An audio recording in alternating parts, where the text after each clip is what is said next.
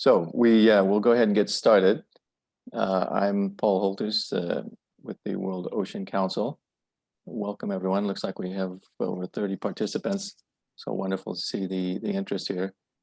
So this is what we're calling the Ocean Restoration Roundtable, really focusing on bringing together business and investment leadership in ocean restoration, carbon dioxide removal or CDR, and negative emission technologies. And so this is something that we at the World Ocean Council have been working on for many, many years to really develop a business and investment leadership group around these issues, and very happy to have all of you here and have the interest. And we have a lot more people who are interested who couldn't make the call today as we move forward with this. Let me, while I'm speaking here for a few minutes with introductory comments, I'll just move forward if I can get that to advance. So the agenda is up for those who don't have it handy or didn't receive it. I tried to get that to everyone. So as I say, we're here to move forward with this growing need and opportunity for the business and investment community to be focused on and engaging in restoration of the ocean and carbon dioxide removal in particular, and negative emission technologies as come out of the Paris Agreement. And what we'll do is very quickly, and with the large group we have at 33 now, very quickly, if people can both sign in at the chat room and just very quickly we'll move through, and I won't call on people if you can just sort of jump in with your name and affiliation and a word or two about your interest here, so that we can make best use of our 90 minutes. We'll need to move through that fairly smartly. So I'm just looking at the I'll start with Peter, because you're the first person, Peter Fikowski, you're the first person that shows on my screen to get the ball rolling. And then if people can just sort of jump in, we'll do that, those introductions. So Peter. Yeah, I'm Peter Fikowski. I'm the founder of the Foundation for Climate Restoration, and here separate from them. And I'm here because my mission is to leave a world that we're proud of to our children. And getting CO2 down is critical, and the ocean is the place that nature has always done it. And so this is the group that's going to restore the climate. Thanks. Well, I'll just call people as I see them on my screen. So Jan Verbeek.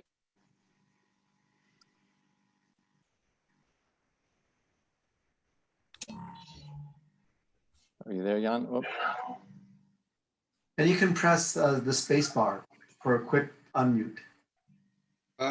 It should be unmuted. Can you hear me now? Yep, good. So my name is Jan Verbeek. I'm a marine biologist working at Sea Forester. It's an initiative. It's located in Portugal, and our main thing is to restore seaweed forests. And why am I here? It's quite important for us to establish some connections to other industry partners. And I'm also quite interested in learning and discussing a bit about potential investment opportunities that we have, especially when it's for a business like ourselves. Thanks, John. Next I have Brent. Hi, this is Brent Constance. I'm with Blue Planet. We mineralize carbon dioxide in a manner similar to the calcification of marine organisms. And we turn it into limestone, which is the most used component of the most used building material, concrete. Great, thanks. Right, Dan? Yeah, Dan Vermeer from Duke University. I lead our Center for Energy Development in the Global Environment and have been involved in launching a cross-campus Oceans at Duke initiative with interests across a wide range of things, including the interface of ocean and climate. So good to be here. Thanks. And John Ridley. And John, you get extra time because you've been working on this for so long with the World Ocean Council. Okay, hi everyone. My name's John Ridley from Ocean Nourishment in Sydney in Australia. We've been pioneering macronutrient nourishment of the ocean since about 2007. So we've been early pioneers of this. The idea is to increase phytoplankton growth in areas of the ocean which are low in nitrogen and deep parts of the ocean. So the potential there is to really store carbon at scale. We've been working with Paul for a long time. I think it's almost about a decade now. Yeah. But we've been having regular meetings since about 2012 on blue carbon and ocean carbon. So we've been driving this agenda through the World Ocean Council, and it's been gaining increasing traction over the years. And so it's really great to see this lineup today. It's terrific. So I think the more people working on oceans, as Peter was saying, oceans is the place to put carbon. And there's a number of ways of doing it. And we need to demonstrate these ideas over the next decade if we're really going to make a difference to the climate crisis. So it's a subject I'm very passionate about. I work in a number of different areas. I work in landscape restoration, ocean carbon. I'm also on a technical committee for marine cloud brightening in Australia. So working on a number of fronts, and yeah, it's been a great collaboration with World Ocean Council over a decade. Great, thanks, John. And Phil. Phil Kithill with Ocean-Based Climate Solutions and our parent company Atmotion Inc. We've been at this actually since 2005 with wave-powered upwelling and wave-powered downwelling in the open ocean. And we're now ready to deploy a full-scale device, 1.9 meter diameter, perhaps 500 meter depth upwelling. And we're also pursuing stock for carbon as a funding mechanism whereby public corporations can zero out their carbon footprint, pay in stock, not cash, preserving their working capital. And investors are diluted, but get their money back with higher ESG ratings. Great, thanks, Phil. Really another pioneer. Neil. Yes, hello. Hope this mic's working. So I'm Neil Godfrey. I represent the GAC Group. We're an international ships agency organization with operations in around 40 countries across the world. The majority of our operations are not actually on the water, but we have a responsibility towards the environments and the coastal ecosystems in which we do work, and we have a responsibility to make sure they're as sustainable as possible.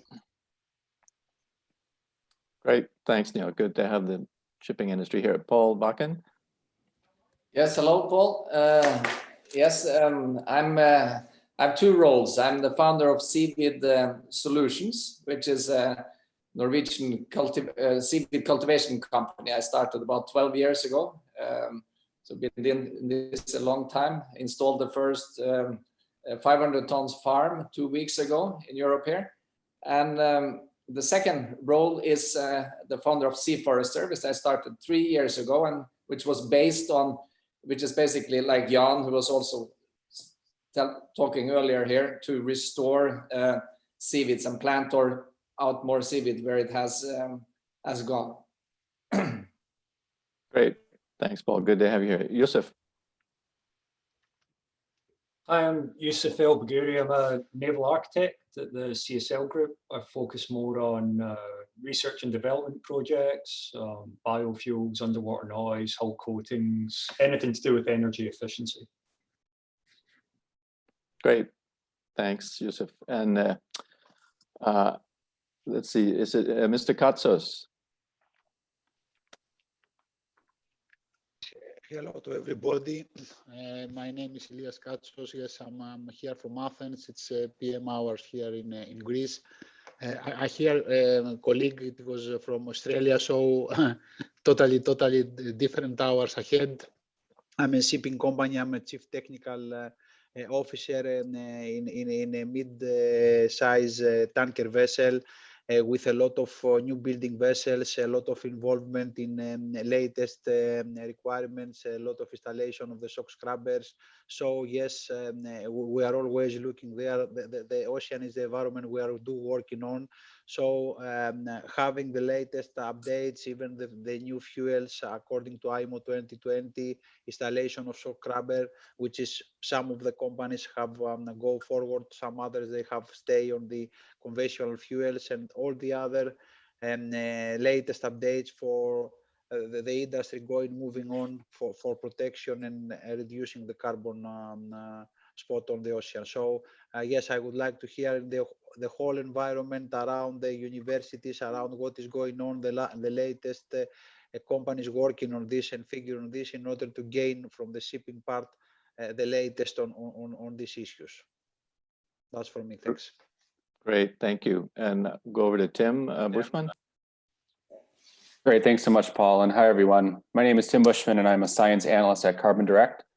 I am here because Carbon Direct, we work to scale the carbon removal enterprise across all different verticals, and certainly recognize the importance of the oceans to help us meet our cumulative removal needs. And we at Carbon Direct are hoping to begin matching our demand side clients to high quality carbon removal projects in the marine environment, both now and in the future. So appreciate the opportunity to be here. Thank you. Thanks, Tim. And then we'll go over to Ignacy in Spain. Hi, everybody. This is Ignacy Ferrer. We are from Sustainable Ventures. We are a blue economy venture builder platform, basically focused on projects generating scalable and profitable nature-based solutions to restore and heal the oceans. The platform is already up and running, so let's look for this kind of projects that restore under an impact investing approach. And now we are also setting up an impact investment fund to finance this type of products. Great, thank you, Ignacy. Carolyn from Kelp Blue.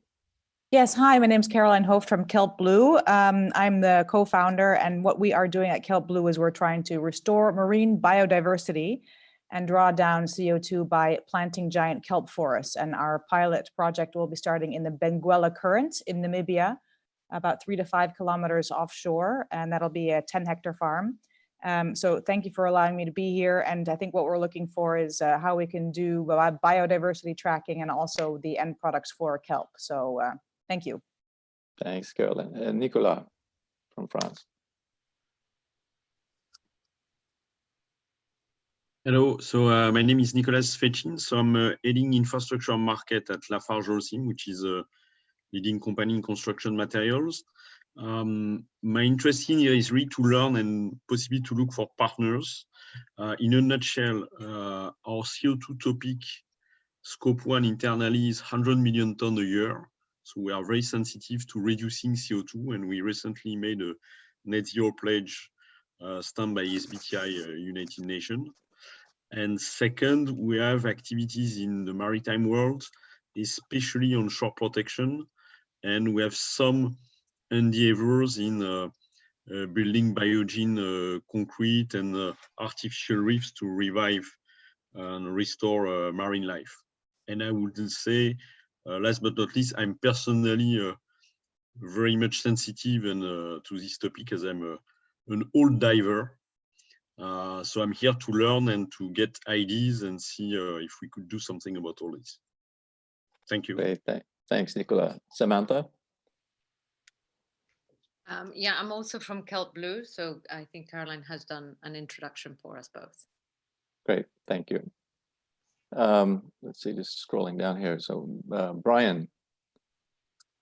Yes, Brian Von Herzen with the Climate Foundation, and we've been working to effectively restore overturning circulation in the oligotrophic oceans for the better part of a dozen years, along with John and Phil, in terms of common interests. And it's very much towards macroalgae production from kelp forest to tropical seaweeds that can effectively enable restoring overturning circulation, regenerating primary production, fish habitat, and ultimately fisheries. So there's a biodiversity key part of it, a food security dimension, and of course measuring the carbon export of the richest ecosystem on the planet, and that is kelp forests and seaweed forests. Thank you. Great, Brian. Great to have you here. So Mark van Keitz. Yeah, my name is Mark van Keitz. I'm with ARPA-E, which is a funding agency within the Department of Energy focused on high-risk, high-reward technologies. And I've been running for the last 4 years the Marina program, which is focusing on scaling technologies for the cultivation of macroalgae on a scale that is ultimately energy and climate relevant. We have spent over $50 million on a portfolio of over 20 companies. And for us, it's really critical that we don't just de-risk technologies per se, but really see them move into the marketplace and being adopted in order to really make a difference. And for us, it's a critical aspect to connect our teams with particularly investors and follow-on funders, but anybody in the community who can help get these projects adopted and scaled. So that's really one of the areas that I'm really focused on right now. Great to have you here, Mark. And we'll go over to Maggie now. Hi, Maggie. Hi, I'm Maggie Freed. I'm with Creo Syndicate. I lead a consortium of family offices and foundations that are investing in sustainable oceans, aquaculture, and seafood. And I'm here because I think in order to build these sectors, we have to look beyond those who are deploying capital to everyone who's working in the space and work together as an ecosystem to build these sectors. Great, thanks, Maggie. Great to have you here. And let's see, so jumping over to Brad.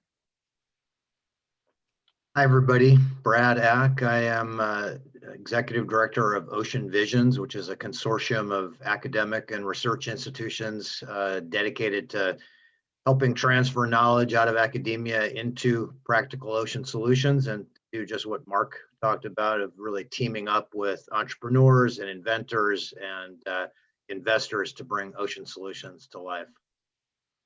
Thank you, Brad. Let's see, Clyde. Hello, everybody from Dublin. My name is Clyde Hutchison. I'm a partner at Journey Partners. We are currently developing our second investment fund. We invest in early stage ventures in air, land, and sea transportation and travel. We have a specific focus on sustainability and digital transformation. Thanks, Clyde. And we'll go to Alan.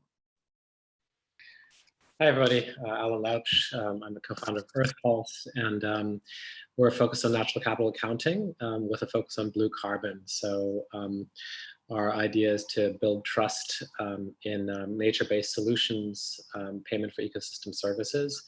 And we pioneered one of the largest mangrove restoration projects in Southeast Asia in Myanmar. And we're hoping that this kind of approach can super scale.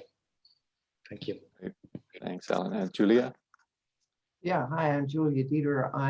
I'm with the Foundation for Climate Restoration, but here in this iteration, I'm partnering with Peter Fikowski on ocean restoration. Thanks, Julia. And let's see, we'll jump to CJ in Sweden.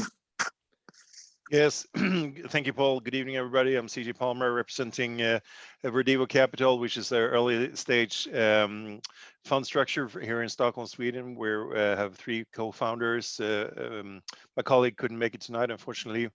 My background used to be in medicine as a medical doctor, international singer and songwriter. I founded something called Sustainable Impact, which is one of the world's first online communities for sustainability. I've been passionate about sustainability my whole life. I've had the privilege of knowing Paul for the last 4 years, and I'm very grateful for the great work that you're doing, and looking forward to knowing all of you better and explore ways to create a sustainable world as soon as possible. Thank you. Great, thanks. And we'll go to Jeff. Hi all, Jeff Chapin here from C Combinator. C Combinator has developed a way to extract very high value materials from sargassum in the Caribbean. So we have a biorefinery that is addressing that, and we're collecting it at a significant scale and trying to address the sargassum and high value products. We also supplant carbon by producing products that would have a higher greenhouse gas emissions, and we're looking at ways to sink the carbon and working with several players in this group as well. So thank you. Great, Jeff. Irina. Hi, my name is Irina. I'm based in Oxford, UK, and I'm here representing Vlinder, which is the blockchain-based marketplace for carbon, specifically focusing on blue carbon, and very happy to work with Alan and also take part in the largest mangrove blue carbon project in Myanmar. Great, thank you very much. Frederic.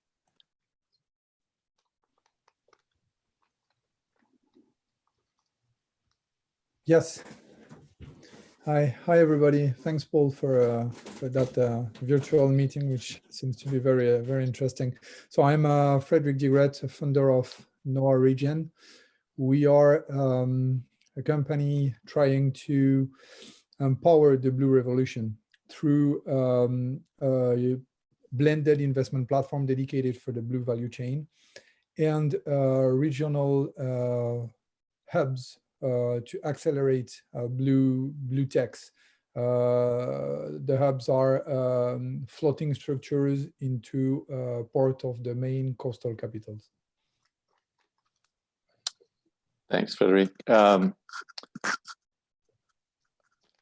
Let's see, Alexander. I think I might have missed someone here, but okay. Anyway, Alexander. Hi, I got to unmute and all that stuff. Hi, Alex, welcome to MIT. Gee, I've been diving since, oh my goodness, for over 40 years. Wow, 45 years been diving, you know, Caribbean all over the world and stuff. So you just see over time, everything's changing, not so happily. Anyway, and grew up in LA on the beach. So I'm one of those tree-hugging hippie dudes, but I also work in the oil industry and offshore wind and everything. I just do gizmos, machines. And so I'm very interested in this because I think I share all the views that were echoed earlier. We have to use the sea as a resource. I think Jacques Cousteau said about, you know, you got to farm it properly. But we got to be careful because we can't just say, oh, we can dump carbon in it, no problem, keep burning and raining down CO2 in the atmosphere, because that's not going to work here. So balance moving forward. I did a quick calculation for fun. If you take the world's GDP, about 80 trillion, and you say $3 to $4 a watt for a 24/7 renewable watt, and that includes storage, everything, you know, transmission lines, the whole bailiwick, and 20 trillion watts are needed to do everything. So that's $80 trillion, but our income is 80 trillion. So that's like buying a $100,000 or $80,000 house with an $80,000 income. So yeah, in the next 20 to 30 years, the numbers are there to very easily solve the problem. I think that's the first thing on the macro scale. That's a message we got to get out. So the Combinator folks, yeah, I think you must be talking to former student Luke Gray about the sargassum issue. So, you know, there's a lot of seaweed growing and we can talk about sinking it to sequester the carbon. And then I do a lot of work with wind energy. And there's this company we helped start, Keystone Tower Systems, a while back, to make giant poles, one piece, that we're looking to be helpful in the Gulf of Maine for making big offshore structures for the wind turbines. So anyway, I'm a gizmologist. If anybody needs help with gizmos, my goal is to make them cheap and bulletproof, you know, production machines. That's it. That's the whole life. Great. And Thank I've noticed you. the people here. It's good to see them. Hi, Peter. Bye. Thanks, Alex. Jim. Hi, I'm Jim Stewart, and Mark Capron and I founded Ocean Foresters a number of years ago and published a paper in 2012 with an update this year that shows that the combination of that the seaweed farms can produce enough food to meet most of the proteins of the world, all the biofuels needed, as well as sequester the carbon. And we're pleased that we got $1 million out of Mark von Keitz, and thank you, Mark.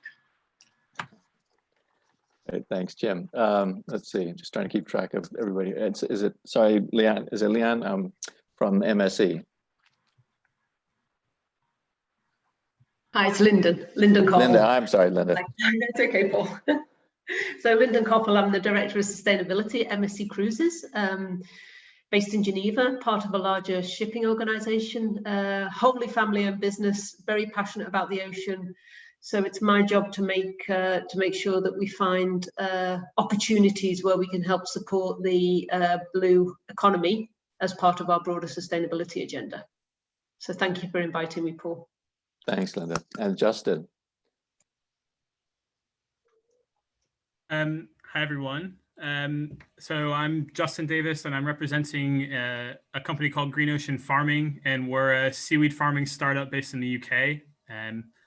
And I'm here because I passionately believe that seaweed farming will play a major role in future sustainable development. And I'm also interested in hearing about the successes and setbacks of others working in the marine environment, and particularly macroalgae, and to use these insights to help our business grow. Great, thanks. And we'll go to Sam Walker, and Sam, who was the chair of the World Ocean Council Sustainable Ocean Summit in 2013. Sam. Yeah, thanks, Paul. Good to be back with you. And gosh, I guess we've known each other for close to a decade as well. Yeah, I've been a group subject matter expert in marine science for BP International for that decade, and associated with World Ocean Council in various ways all that time. I guess there's not really that much I can add in terms of the value here. I guess the reason I'm joining is because I have a great deal of faith and confidence in the World Ocean Council as an institution to sort of make this conversation something more than just a conversation. So that's one reason to be here. And then I think the other piece is this is a very future focused topic. And I think, you know, we spend an inordinate amount of time perhaps looking at the problems of the past when some of those can become obsolete simply by focusing on the future. And so those are primarily the two reasons that I'm here and looking forward to the balance of the conversation. Thanks, Sam. And we'll move to Francesco.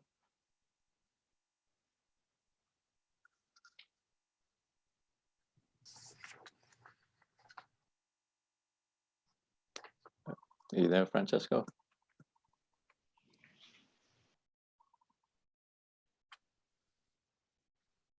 Yep. You're unmuted now, Francesco, if you want to go ahead.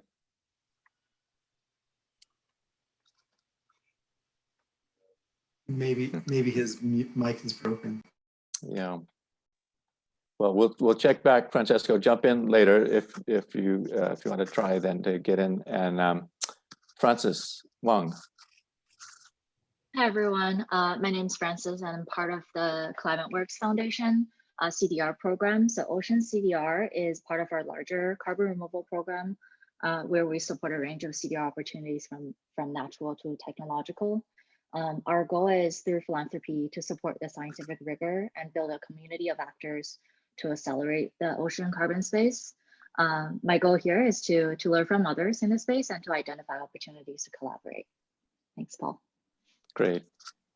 Okay, I think we've got everyone. Francesco, if you want to try again quickly to introduce yourself. Can you hear me now? Yes. Great. Oh, thank you. Go for it. The mic was wrongly setting. Sorry, apologize for that. No I'm Francesco Pitito. I'm the scientific director of Sustainable Venture, like Ignacy explained before. And I'm particularly interested in the application of nature-based solution to have a positive impact on marine natural capital, and in particular on carbon sequestration, and the possibility then to set up sustainable business model on the top of the natural capital and ecosystem goods and services that emerge from the restoration. Great, thank you, Francisco. Thank you. I think we've got everyone, covered everyone. Anyone that I'm missing here that hasn't had a chance to introduce themselves? Just as far as I can tell, we're good. Okay, again, we are recording, and if people can also, if you haven't, go to the chat room and just put in your name and affiliation. The good news is we've got a great turnout, and that then took a fair bit of time to have everyone introduce each other. But again, one of the main reasons we're here is to create a community of practice, to use a term that's bandied around a lot nowadays, and really see how we can best interact across the range of private sector entities in addressing ocean restoration, CDR, and ocean negative emission technology. So a lot of you are not familiar with the World Ocean Council. I'm going to take 10 minutes or so to give, hopefully less, to give you a quick introduction to the World Ocean Council, and then roll directly into the key slides for today's gathering, and then we'll move to Peter and Brad for some overview, short overview presentations, and then get as quickly as we can into opening the floor up for where we can and should go with this developing community, business and investment community. And I'm going to leave my screen partly, the slides partly open like this so I can keep track of anyone's in the waiting room easily. So very briefly to provide an overview and introduction to the World Ocean Council, that this has emerged from the basic situation in which the ocean is a connected up global ecosystem, and we've got a lot of different sectors working here, and growing use and dependence on the ocean space and resources, and a deteriorating ocean ecosystem for a variety of reasons. And certainly those reasons that are linked to economic activity are multivariate in nature, cross-cutting and cumulative. And so the bottom line in one way is that no single company or even entire sector can fix the ocean. So if we're going to work with business, industry, and investment on the ocean, there's a need for collaboration to really deal with these cross-cutting cumulative aspects and create the synergies and economies of scale that can result from that. But there had not been a structure or process to do so. And this is what led to the formation of the World Ocean Council as the global business, industry, and investment organization to pull together the various sectors, as well as the legal, insurance, investment, and others communities. We've been catalyzing leadership and collaboration and action on what we call corporate ocean responsibility, and are increasingly recognized by a range of international UN agencies, international business organizations, and others. At the core, we are a membership organization, and a very strong thank you to the members that are on the call now and all the other members out there that make it possible for me to put in this time and effort to organize work such as this. And I, again, recognize in particular in this topic area, John Ridley and Ocean Nourishment, for having been a member for many, many years. We have a broader circle then of many hundreds of companies that we actively engage with, often at the CEO or very senior executive management level. And we have the world's largest network of business and investment focused on ocean sustainable development, with many, not only individuals and companies, but industry associations, industry media, etc. I think, so the goal here, as you can see, a collaboration around a healthy and productive ocean and its sustainable use and stewardship by the business community with these various business drivers and business value opportunities, as mentioned at the bottom of the screen. Access, social license, stability, and predictability in the operating environment that are, of course, key to business and investment needs. We are, as I mentioned, and I won't go into this in detail, we'll circulate this afterwards, increasingly recognized by a growing number of UN and international business and collaborative organizations. And in fact, then we'll be soon more formally linked with Ocean Visions, for example, who we'll hear more about today. To give you a sense of what we work on without getting into detail, but just to frame the context for our discussion today, we have a broad range of what we call framework areas. I've highlighted a few of the key ones relevant to today, and regarding our work to bring together the investment community, and several on the call are part of the Ocean Investor, Ocean Funds Roundtable. We do have the only annual gathering of the business and investment community around ocean sustainable development, and the virtual event of that is coming up in a few weeks, the Sustainable Ocean Summit 2020. Cutting across this matrix, in a matrix, are a series of program areas. And we have, in particular, our focus here today on CO2 removal and negative emission technology as an area we've been working to advance, related to climate, also port and coastal infrastructure adaptation and resilience, and low carbon energy from the sea. And also important, the fourth bullet here, very relevant to what we're talking about today, is our role in working with the ocean policy and governance and planning processes that are going on, particularly in a formal sense, the UN Law of the Sea, where there's the biodiversity in areas beyond national jurisdiction negotiations underway that will affect the future of ocean restoration and ocean CDR. And the World Ocean Council has been the only business organization to be consistently involved in that process over the last decade. We have very strong and long-standing working relationships with pretty much all of the UN agencies and that deal with ocean and climate-related issues.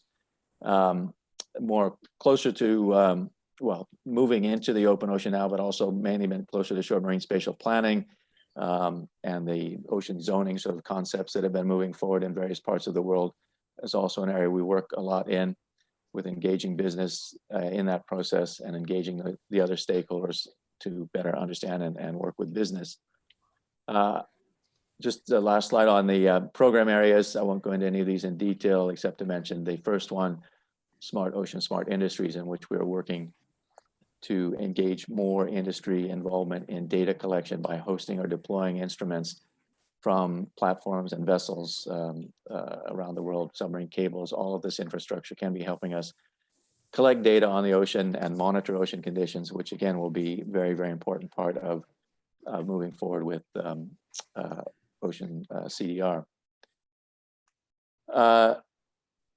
This is just to, for the record, and without going into a lot of detail here, but we've been engaging on this, and myself personally going back more than a decade, and then through the World Ocean Council since 2010, and working in particular since 2012 with John Ridley at Ocean Nourishment and many others since then, as we work to reach out to and build the relationships with many of you that are here and many others to develop this community.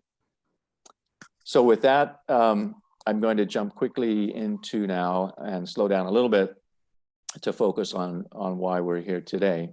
And I think there's three slides here to outline the scope and the purpose and where we may go forward, ideas on where we may go forward for the discussion here.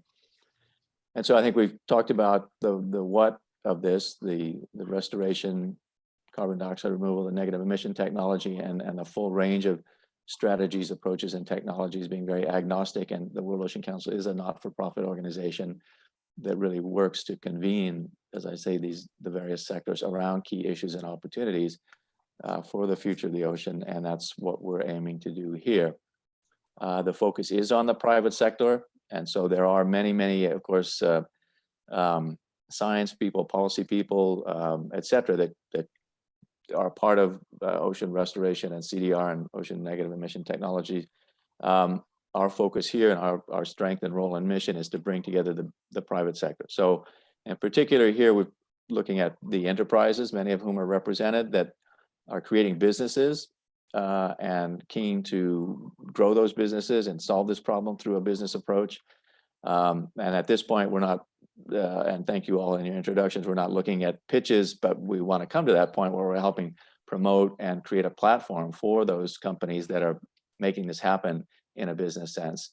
So that will come, and that was part of the aspiration here, certainly from my side, is to create that platform and get those enterprises out there and help you learn from each other and learn from other in the business and investment community to help advance as rapidly as possible.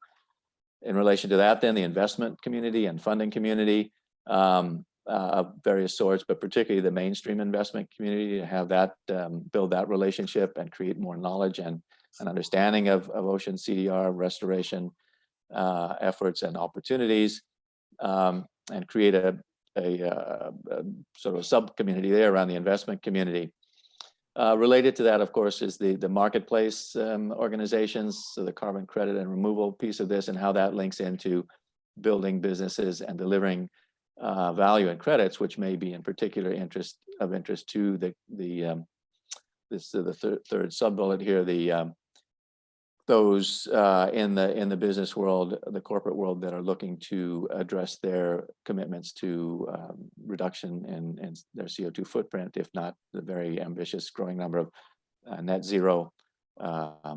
carbon zero commitments. And so helping provide solutions for those companies as part of this process. I would say, as we hopefully grow and develop this community and this coming together, that then based on all of your interest, then we can identify particular issues for which experts from government, regulators, international organizations, science, NGOs, the environment community can be brought in to help us better understand issues and opportunities and challenges and work together in a broader platform. But at the core of this, and we want to contribute to other broader multi-stakeholder efforts by focusing on our core strength and mission in bringing together the private sector.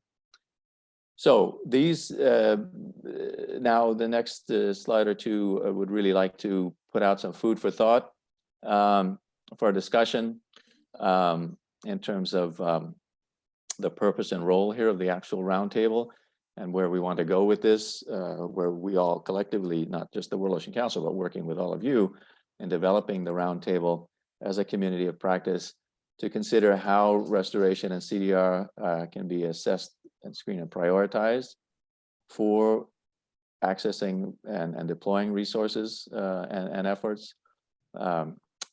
Really looking at what kind of science-based and business part processes are required to really to make that happen, to make ocean CDR and restoration happen. As mentioned, the ocean has a critical role to play, and that's why we're all here to figure this out. And so if we can accelerate that by coming together here and forming an agenda shaping group here from the private sector, that's really what we want to do here, is help other stakeholders work together with the business community on this.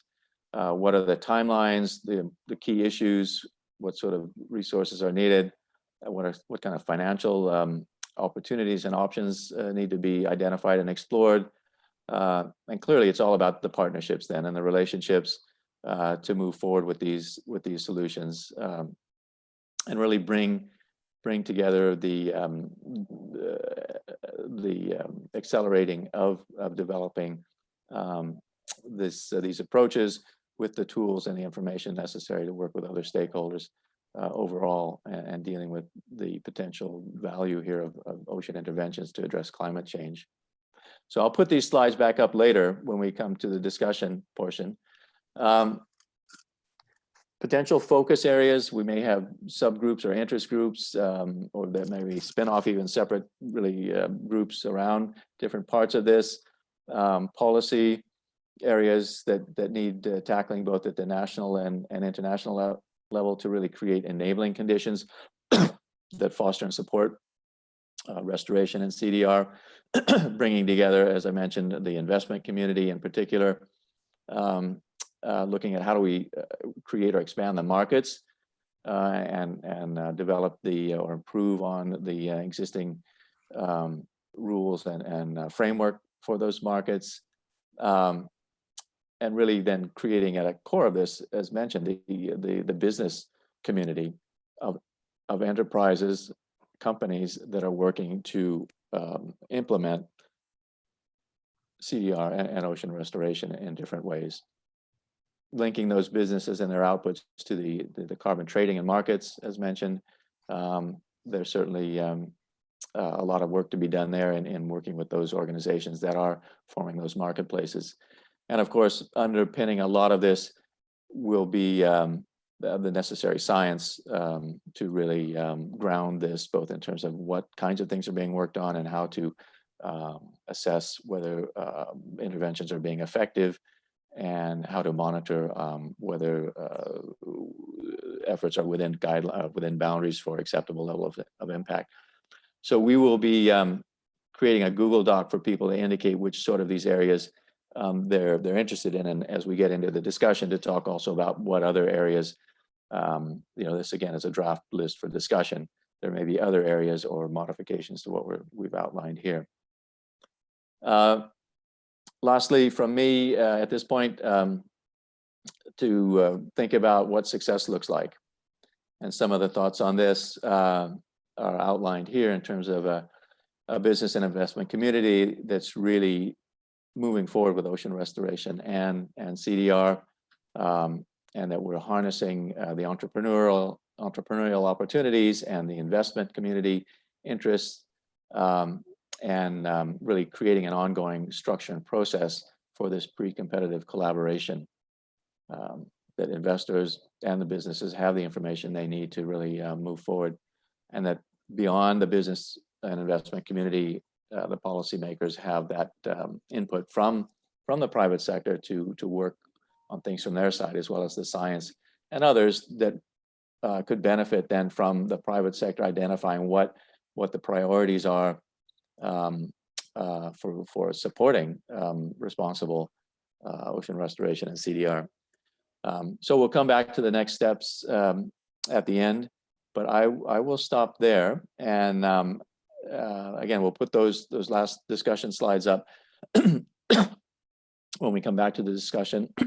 But right now I'll hand over to Peter, and I will stop sharing so that you can share your screen, Peter, for 5 minutes or so. And over to you. Okay, good.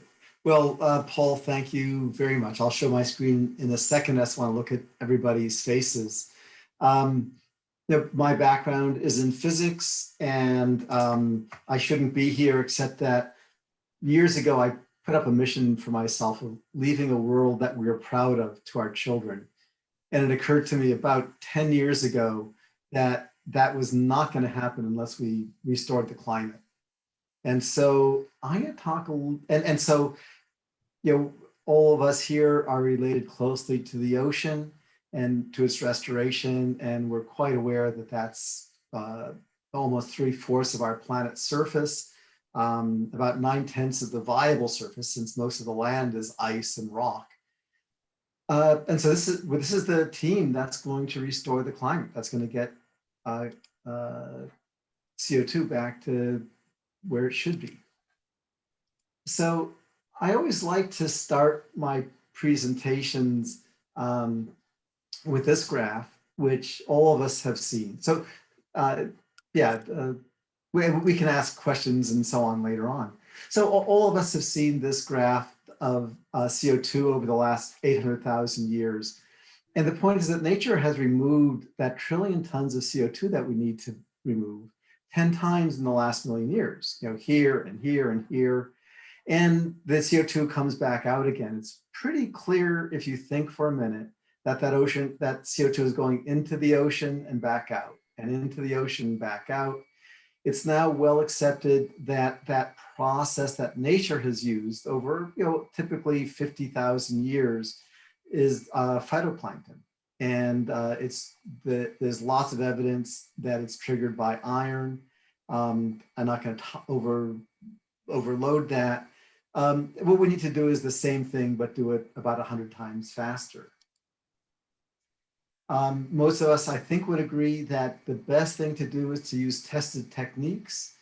And nature has 2 techniques to get CO2 back to 300 parts per million. I forgot to point out here that 300 is the point above which humans have never survived long term. So it would be wise, given that our commitment to our children, to get CO2 back below 300. Some people say 350 might be safe. I think the IPCC is expecting 450 to be safe, which is where we'll be in 2050 if we don't pull a lot of carbon out.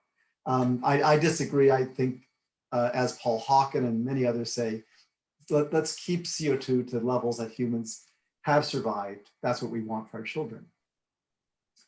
And so nature uses two techniques. 99% of the carbon on our planet is in limestone. This is the White Cliffs of Dover, where it was collected under sea and then got lifted up. And the other is photosynthesis, be it phytoplankton or macroalgae. We have a lot of people here working in macroalgae. If we look at historically, we're shifting now from mitigation to restoration. So from about 1900 till this year, all of our climate work has been to mitigate, which also means net zero emissions, and drawdown actually means getting to net zero. And this is the graph from drawdown. I think we've all been involved in various aspects of these, many, many powerful things to get to zero emissions. But when you look at the graph, it's clear that just stopping at it'll be 450 by the time we get to 2050. That's not going to be good for humanity. It's too late, and we need to restore the climate. And this year, that tide has turned. In September, Pope Francis said that in agreement with climate scientists, climate restoration is of utmost importance since we are in the midst of a climate emergency. We're running out of time, as our children and young people have reminded us. That's quoted from the Catholic Sentinel. The Guardian a few weeks ago said, hitting zero is not enough. We must restore the climate. So this is, again, a turning point. Jim Hansen, Michael Mann, Rick Parnell, who's the CEO of our Foundation for Climate Restoration. In September, stopping climate change could cost less than fighting COVID-19, and this is about climate restoration. And the New York Times, we had a letter to the editor about climate restoration. So climate restoration is now making momentum. Getting that much carbon out of the atmosphere is a big deal.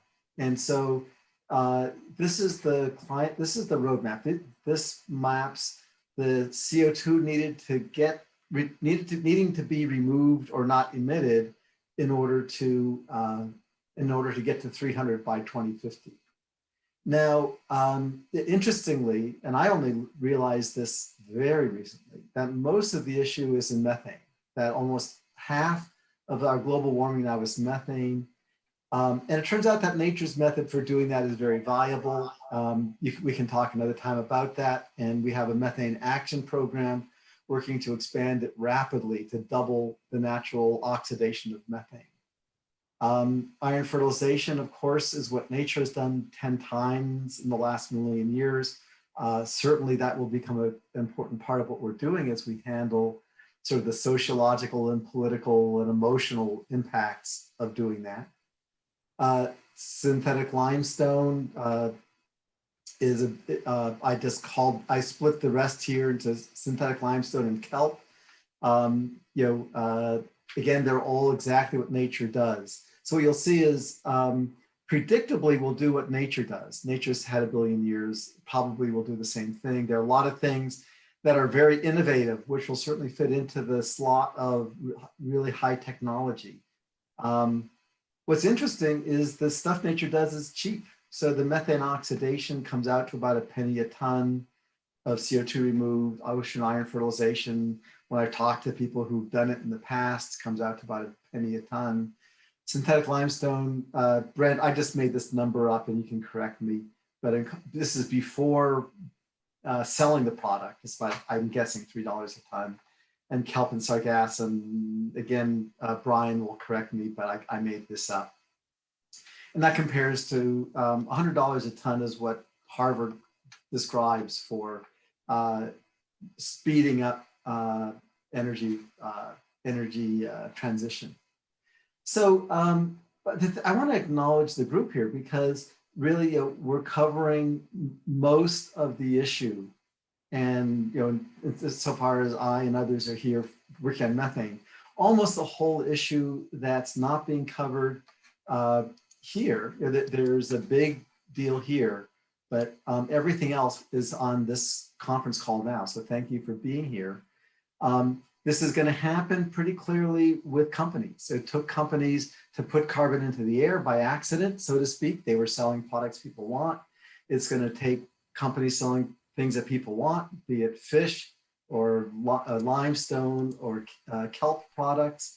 That's going to get the carbon back out. Now, other people disagree. I think other people can see other pathways, but this is what's been proven. So thank you for being here. I'm looking forward to building the infrastructure so that the companies doing these things can grow rapidly. My children want us to do that. Thanks very much, Peter. Thanks. And so, Brad, we will move over to you to really take us into some of those pathways and the science and technology behind them and the state of the art.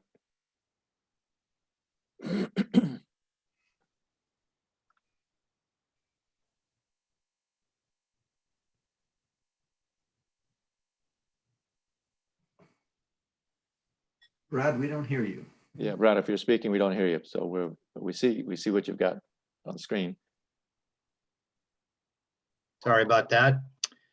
Great. Doesn't matter how many times you do Zoom calls, it's still easy to forget to press that mute button. You can hear me now. Yep, you're good. All right, so again, I'm Brad Ack. I'm the executive director of Ocean Visions, which is a consortium of organizations that you see across the bottom of the screen, research and academic institutions partnering with organizations in the private sector like World Ocean Council, as Paul mentioned, to transform science and engineering into ocean solutions. We work across a range of different issues, but the issue that we're going to talk about today is around building new approaches for ocean and climate restoration, which Peter just talked about. I just want to emphasize a little bit more about why this is so important. And it starts with the recognition that our current climate agenda is truly inadequate.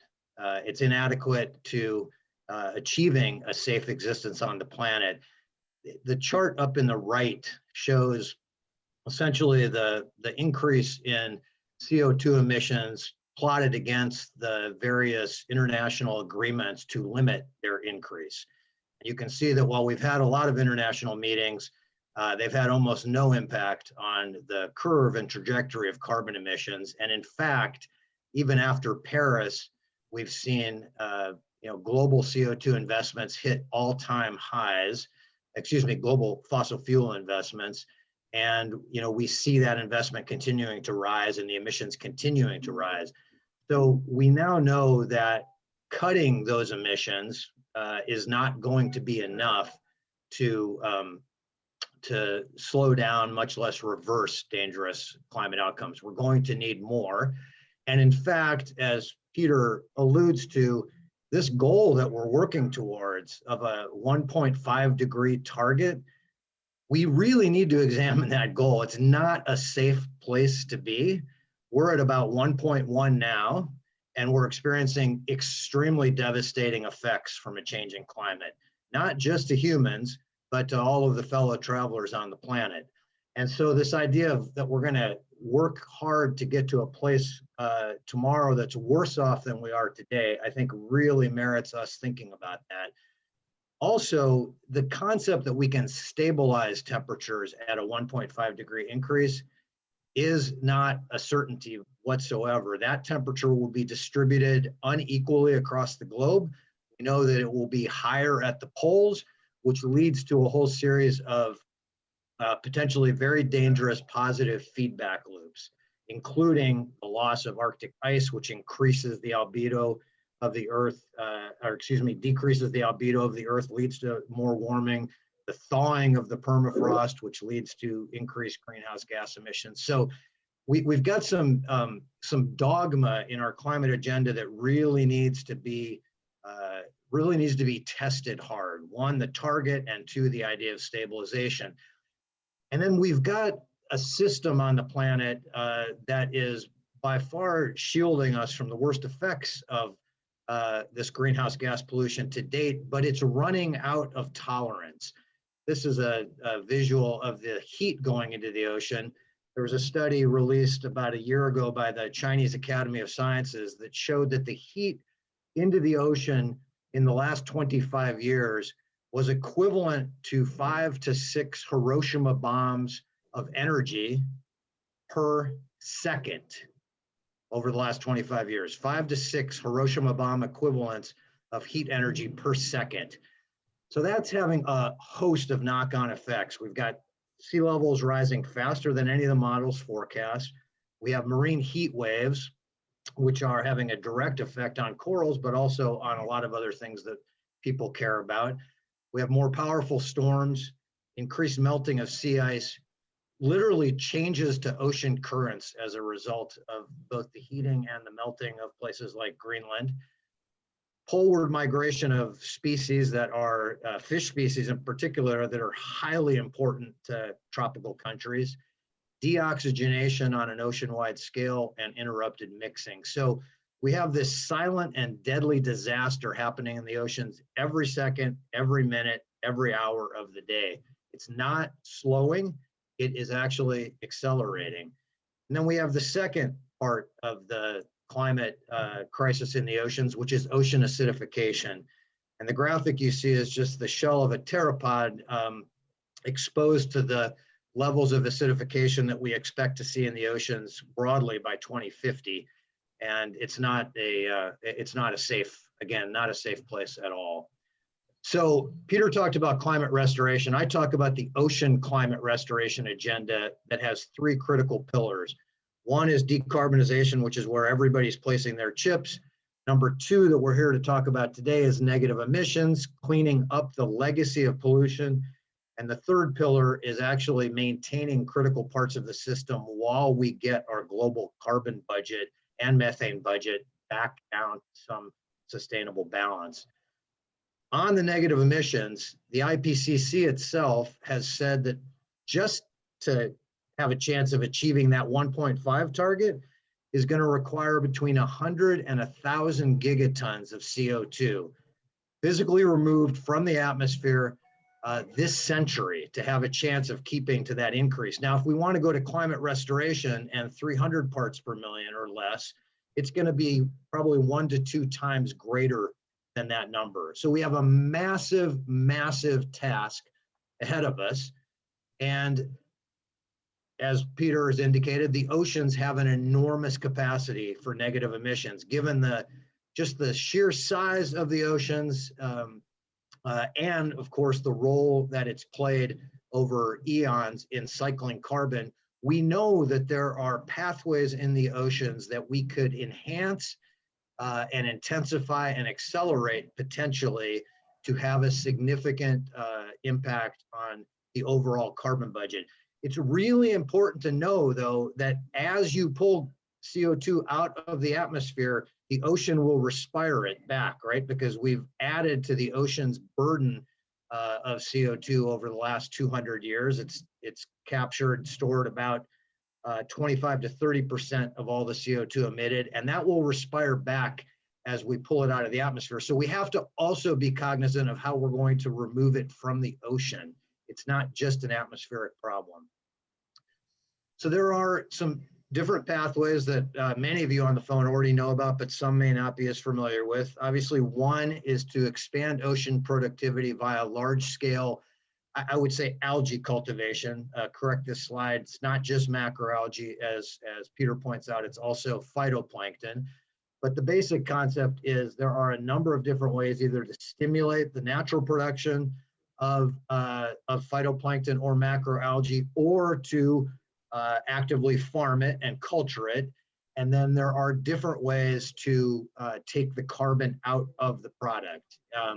In the case of large-scale macroalgae, I think some of the people on the phone talked about the possibility of bundling up residue of macroalgae after useful products have been extracted from it and sinking it to the abyssal plain of the ocean. There are others who are looking at bioenergy with carbon capture, using the macroalgae for bioenergy sources, capturing the carbon. The main point here is that this is a massive amount of biomass that can be created, and like any biomass, there are ways to both extract and sequester carbon. Second pathway is this ocean alkalinization pathway, which is basically, as Peter pointed out, what nature has done over geologic time, but we don't have geologic time. The question is, can this be accelerated to essentially remove CO2 from seawater and turn it into carbonates that will be permanently sequestered at the bottom of the sea? There's a number of different pathways. People are doing this on land, upland, advanced weathering. There's some projects to test it on beaches, one particularly called Project Vesta. And there are other experiments to actually distribute alkaline material directly into seawater, into the sea, and react it that way. None of these are at a state of technological readiness yet that we could honestly call a field trial or a field demonstration, to my knowledge. I'll be happy if somebody corrects me on that. The third main pathway is electrochemistry, and this is essentially using electrochemical methods to remove carbon dioxide from seawater. And you can think about this as the direct air capture equivalent in the sea. So there's a much higher proportion of carbon dioxide dissolved in seawater than there is carbon dioxide in the atmosphere. So potentially these methods might be very viable ways to remove CO2. The other good part about these is that you can actually make products out of the CO2 that you remove and also out of the base stream that is a byproduct. Again, these have very little advancement yet across the technological readiness level scale. They're mostly in labs, but proving up in labs. And by the way, hydrogen is another possible byproduct here. And as we move into a hydrogen economy, these approaches might become much more viable. Ocean Visions is working right now on a project funded by ClimateWorks to develop actionable roadmaps around these three big pathways. And basically the concept is to bring experts together in all of these areas, and not just technical experts, but governance experts and engineering and policy and ocean marine ecology experts to determine what the current readiness level is of these technologies and what are the most critical things that we need to do to move forward over the next 1, 3, and 5 years towards the point of answering the question, which ones of these could produce gigaton scale carbon removal? We're focused on the three pathways I just described, but also we have a track on social and political license, as we recognize that that is an absolutely critical hurdle to overcome here, and finance and investment, given that in the absence of large scale carbon markets, all of these are going to need initial subsidization. Yesterday, we published the syntheses from the first round of workshops, and I will put the link to that in the chat when I'm done speaking, because you can't click on the screen here as I can and get that link. But these are basically the summaries of what we found so far, and they track along this outline on the right. They outline the technological readiness, the CDR potential. They highlight environmental co-benefits and risks, and then go directly into the obstacles and development needs along science, engineering, business, social license, and the near-term opportunities. We have about a 2-week comment period on these syntheses. I would love for you all to get a chance to look at them. We will then convene deeper dives with smaller groups of experts to really review them carefully and add to them. And we will be producing these roadmaps in a digital format in the early part of next year. They will highlight the 1, 3, and 5-year opportunities. And so again, we really want to draw upon your knowledge and expertise. Many of you have already been participating in them, but definitely not all of you.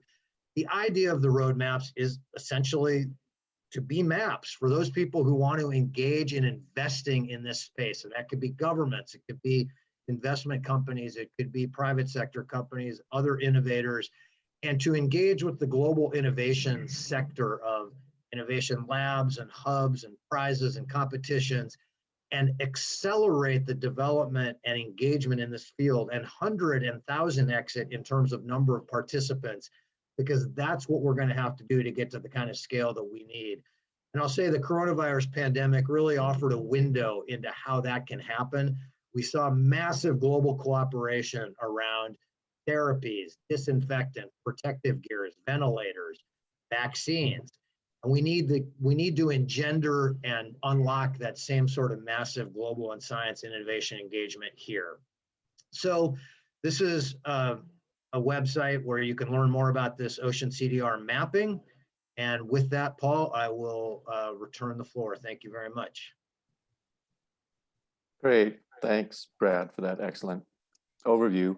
And so with the, let's open this up. And again, the context here is, and just to build on what Brad was saying, you know, we really want to create this business and investment, this private sector community of practice to help move this all along. And so we, for example, then with Ocean Visions, really look to having a strong working relationship there to provide the connection to the business and investment community and the innovation community. I didn't mention our global network on innovation initiatives for the blue economy.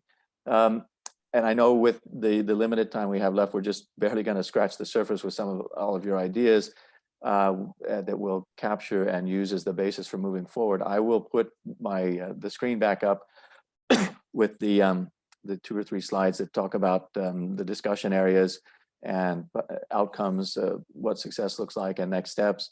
And I would just say before doing that, that our intention would be to meet again in the middle week of December so that we can really keep the ball rolling on this in case some of you have to start signing off as we come up against the 90-minute mark. But with that, I'll open my screen to the discussion pages and open the floor and invite people to comment as we create this community and see how we can best work together to move forward on all of this. Thanks. And John Ridley, I'll give you first option. I know it's early morning, but again, you've been with us for so long on this. So if you have any quick thoughts to help kind of break the ice. Yeah, thanks, Paul. And I think it's been a really good kickoff to this forum with some great comments and scene setting. I think over the last decade, there hasn't really been a balanced conversation around using the ocean for carbon storage. And that the permanence of the ocean is sort of gone by the way in some respects. You know, the permanent carbon storage is massive compared to the land. So the capacity is really huge. I think there's a lot of new exciting areas like microbiome science, the hydrogen economy. I think the hydrogen economy has got so many opportunities, and decarbonization of shipping is also looking at hydrogen. You can flip hydrogen into green ammonia. So many interesting things happening there. And if we can bring those into our conversation here, it adds to the richness of the solution development. Just on the parts per million, I would say I think we're 416 parts per million today.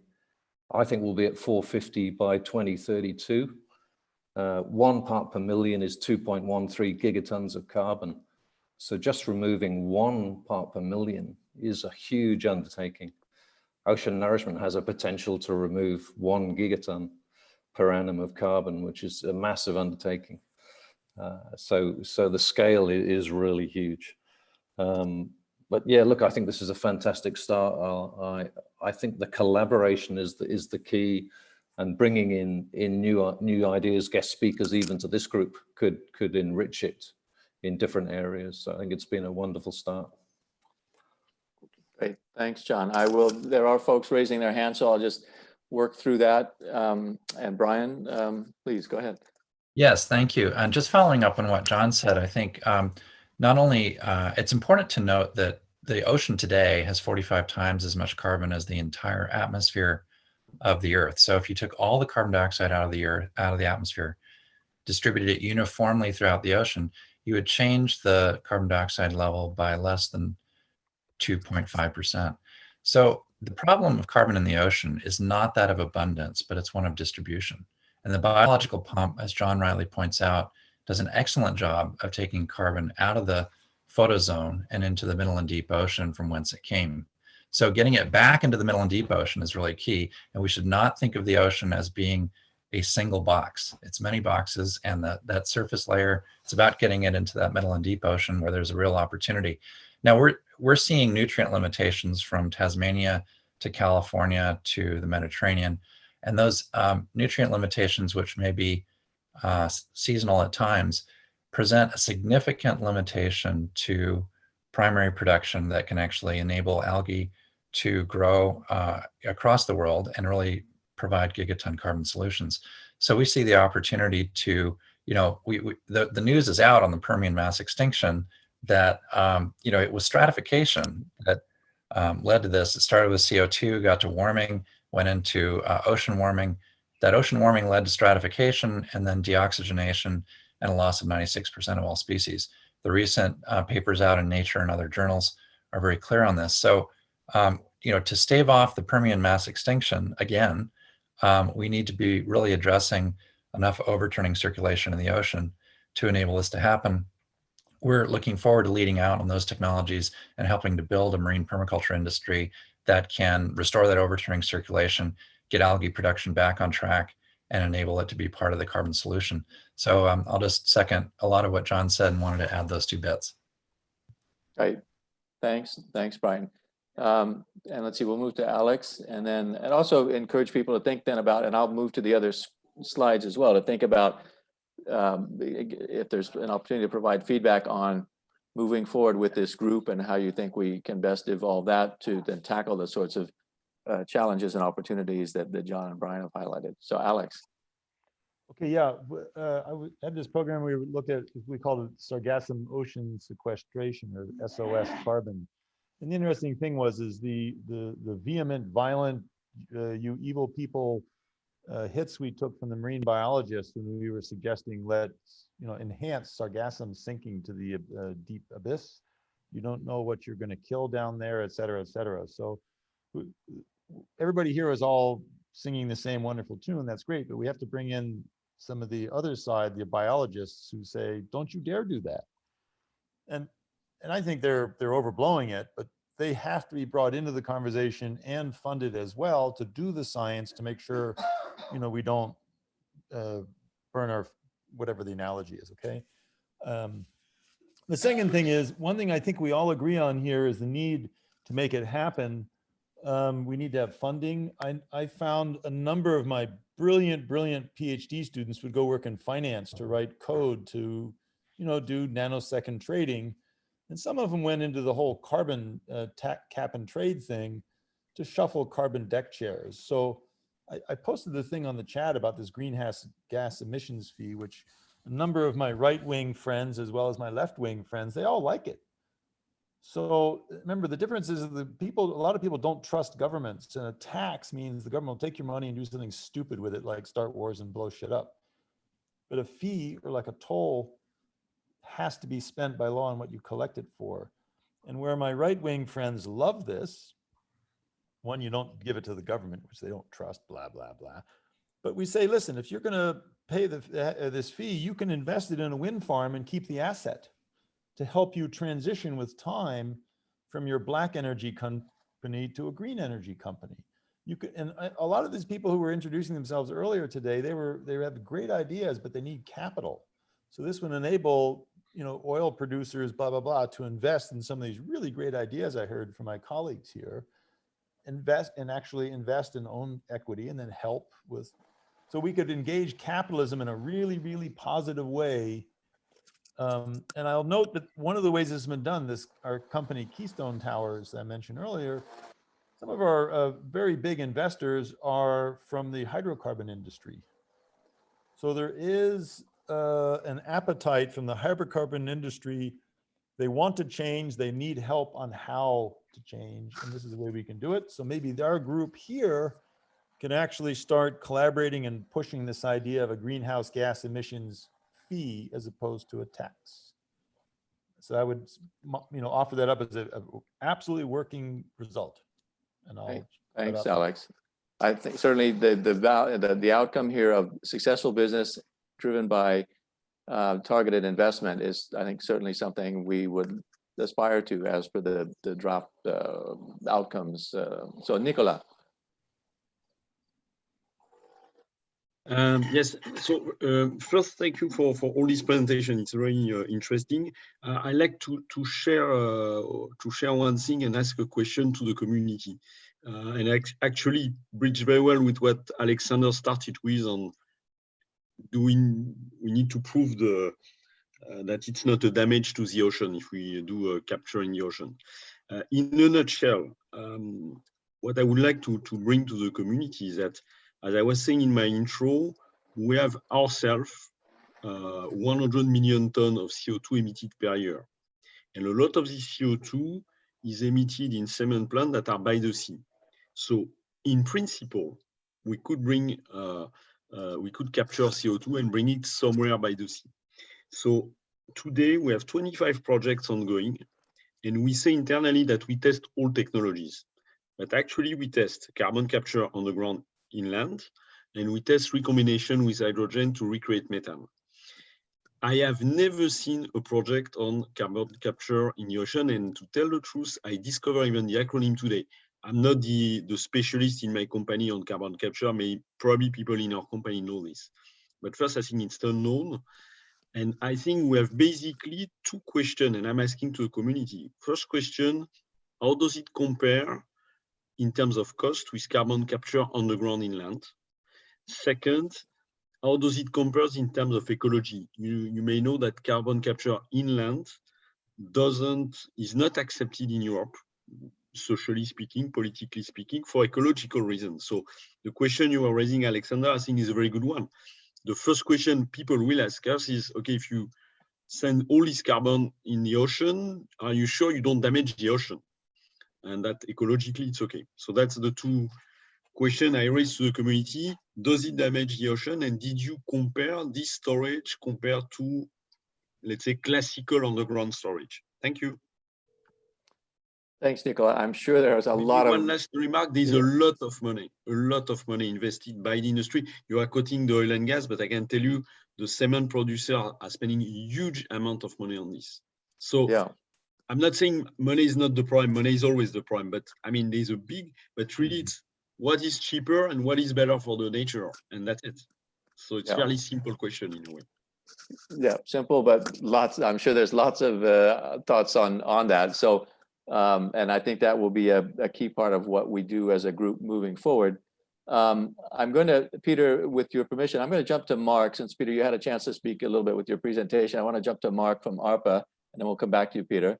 So Mark, if we can hand the microphone over to you. Well, thank you very much. So one of the things that in this whole context I'm always looking for is how do we really scale things from an experience point of view? It's one thing that's really nice to say, well, we need to do it really big and we just need to pour more money in. I think you need the stepping stones for growth. And that's where I think market opportunities are coming in. I look at it primarily from the macroalgae perspective. How do we look at scalable markets? Because I think it's, while very laudable, I'm not sure that we can go straight to carbon sequestration in these really large scales and just relying for some funding that is happening maybe in 5 or 10 years is really difficult. So I'm always talking about earn to learn and stepping stones for growth. And so the critical thing is we have seen in the time that we have been running the Mariner program, really an explosion in the macroalgae emerging industry. But there's at the same time a concern on our end that we can very quickly lose momentum if we don't find ways for these groups to start earning enough revenue to keep themselves going. And so while we have really clear ideas about long-term markets that make a difference in CDR, we need to also not forget about the stepping stone markets that we need to develop to really grow this industry. Thanks, Mark. I think we would all agree with that, and then I think a key focus is what can we do as a group to address that and work with the key partners that can make it possible to bridge that gap or that get across that valley of death analogy situation. Peter.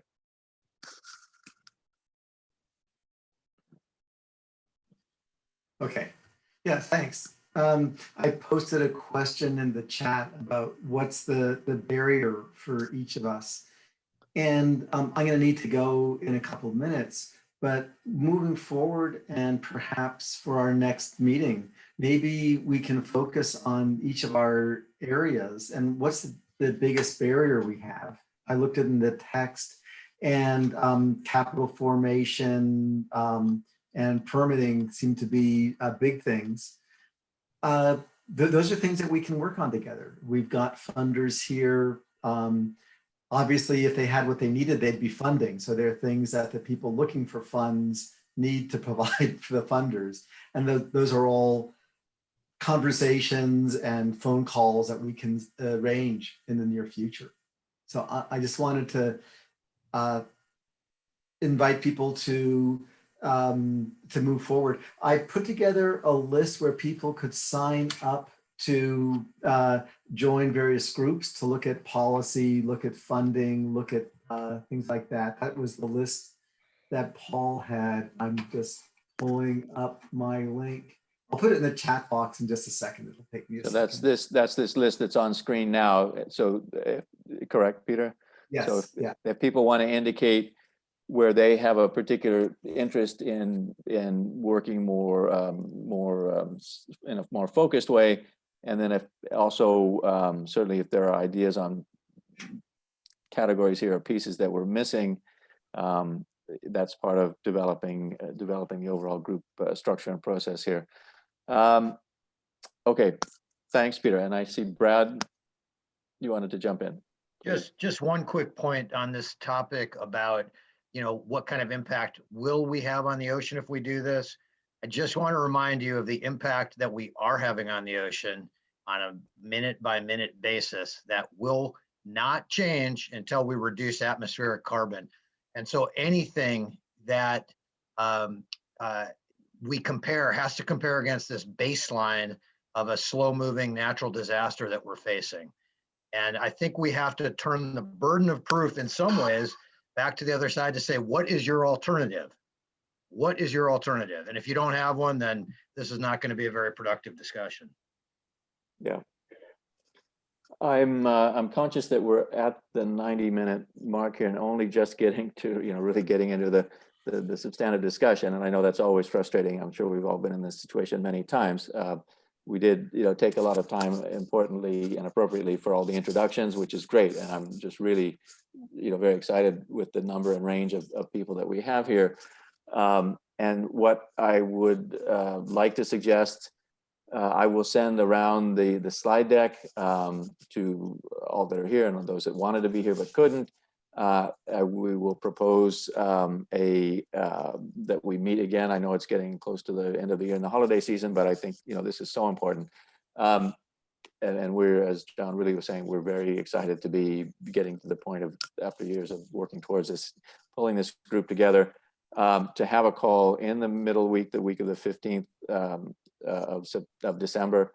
I would also like to then point people to the document that is Peter listed in the chat room to indicate if this is helpful then for us to have people indicate specific areas that they're interested in. And thanks everyone for the active discussion on the chat. I've been catching bits of that as we've been going along. We are recording this. We'll work to put together a synthesis. And I would also like, either quickly in the chat room or through a follow-up email, we've got such a sizable group already. Those of you, I would suggest it would be helpful to have a kind of a steering committee or advisory committee, a subset of this wonderful group. We've got, if 5 or 6 or 7 of you wanted to volunteer to be a part of this sort of steering committee to help us shape up the group. It's good to that catch would be up great. with you. It's been a few months. Sorry, somebody's speaking and doesn't have their mute on. So since we chatted, hasn't it? What I would like to do is go ahead and get that steering committee together as we plan our way forward. So with that, if there are any burning comments to close up, I'd be happy to. We signed that deal with Mitsubishi. To move us forward, that would be great.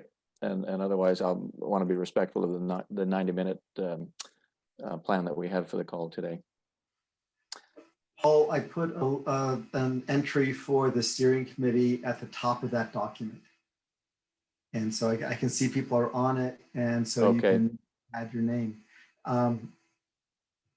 Just you should be able to type your name into it. It's in comment mode, so I don't think we need to risk somehow damaging the document.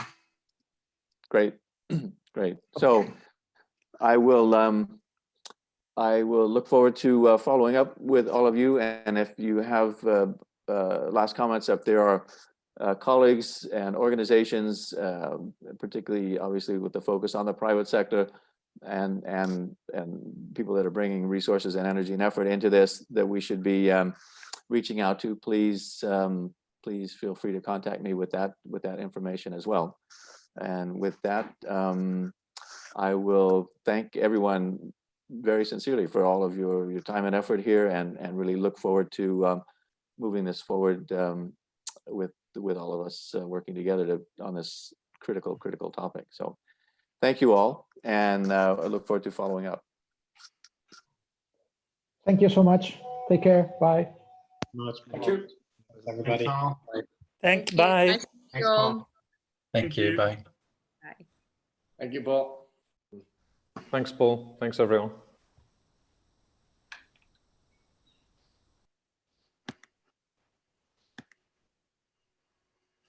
Oh, do you know how to save the chat? I'm hanging in here trying to save the chat. I will have it as part of the recording, Peter. Oh, good. How do you do that? It'll show up in my. I'll have a link, and then I can download it, the chat and the recording and everything. Wow. Okay. Let me just try a couple of times. It seems like it should work. Oh, okay. It did work. It just took a long time. Okay.